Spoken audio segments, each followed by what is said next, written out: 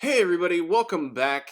My name's Ricky and today we're going to talk about color correction and color grading in Adobe Premiere. Now these are some quick and easy things that you can implement into your interview shots, into your B-roll shots with people to make them look dramatically better in very little time. So let's dive quickly into it.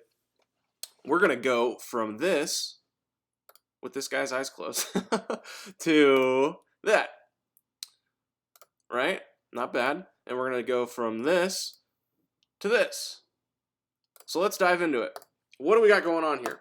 Well, first, I don't even mess with the white balance in these kind of situations. I like where the colors are at, relatively speaking, but what I do notice is the skin tones are off. And this is easy to spot. The human eye is forgiving on different white balancing issues, but they do tend to notice skin tones, especially between different shots. If we're cross-cutting between different shots and the skin tones are whoa, super magenta or super green, we're going to notice it and it's going to distract us from the messaging of the video. So how do we fix this? Well, you could go into your basic correction and you could just drop some green in to neutralize the magenta, but now your whole shot is green. So what do?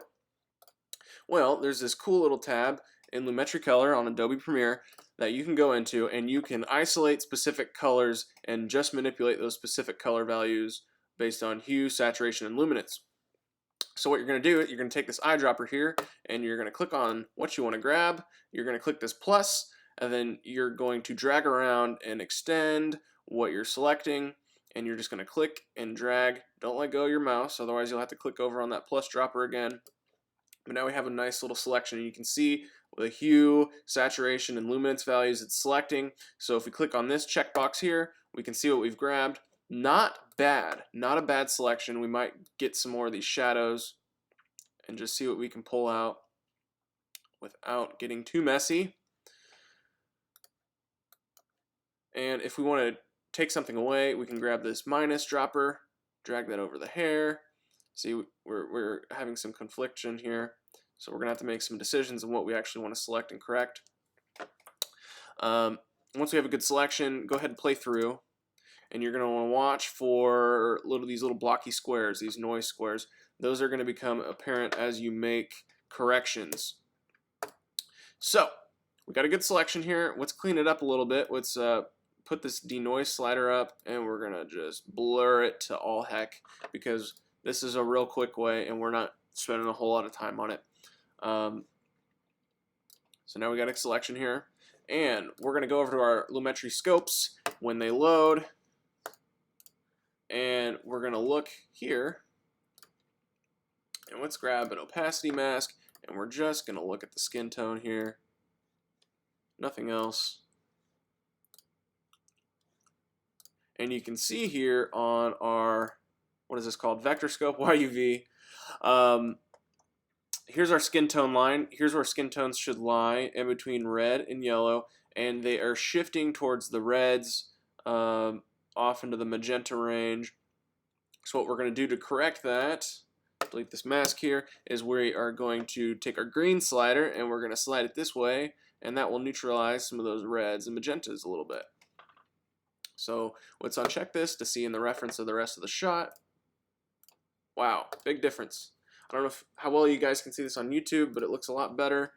And another thing you can do, particularly if your subject is really pale like myself, you could add a little bit of orange in, you know, for that Hollywood blockbuster look.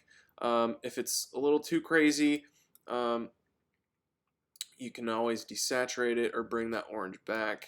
Now, if you have a lot of other color spilling on to your skin tone, what I recommend for a quick, easy fix is to just warm this up a lot and then desaturate it. And that will kind of compress the color that's there and just leave you with a little desaturated orange. But since we don't have a lot of color contamination, I think we can just bring up the orange a little bit and not desaturate. Boom. Before, after. Now, let's say we want to affect the background and not our skin or the subject. We could duplicate this Lumetri Color like so and uncheck all this other stuff so that we're not messing with that. and we're going to invert this selection. So now we are just selecting the background. Let's take all this correction off down here and refine your selection a little bit. Let's get our subject out. Not bad. And you know, we could do whatever we want at this point. You know, if we wanted to draw the viewer's eye closer to the subject, we could bring our exposure down. We could bring it up. We could go in here and get even more finesse with our highlights, midtones, and shadows. Bring our shadows down. Bring midtones down. Bring our highlights down. You know, you get really creative here with the exposure controls. I might just pull down this main slider just a touch, not too much. So before, after, and then we can mess with our white balance a little bit. Maybe warm this up so it's a little closer to what the subject is balanced at. And that's looking pretty good. Now, one other thing I would do that's an easy fix is a vignette. So I have a preset made already for easy vignettes, and I can just drop that in and I have a vignette. Or, you know, you could go to your Lumetri Color, add another Lumetri, drop that on there, and then do your, you know, your standard vignette. But I like to have a little bit more control. So what I do is I'll take this Lumetri Color, and whoa, what's going on here? And I'll take a mask, and I will kind of go over how I want the vignette to work. So this part is going to be the brightest part of the image. I want the viewer's eye to be drawn here. The brightest part of an image is where a viewer is going to look automatically.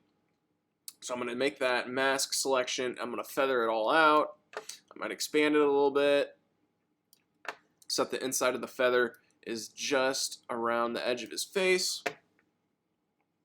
And then you're going to want to invert that mask so that you're just affecting the areas outside of his face. And we're going to go into the curves here.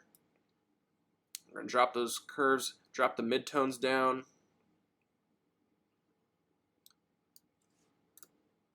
And boom, you have a dramatic relight, just like that. And now your viewer knows where to look, brightest part of the image, and it looks a lot nicer. It looks like we spent a whole lot of time lighting it when we only spent like 15 minutes. So that's pretty cool. The reason I like this method is because you're just affecting the midtones. In the default vignette, you drop it down and you start messing with your highlights here. You can see the highlights are getting affected, and it just doesn't look very natural. So definitely like using the curves on this.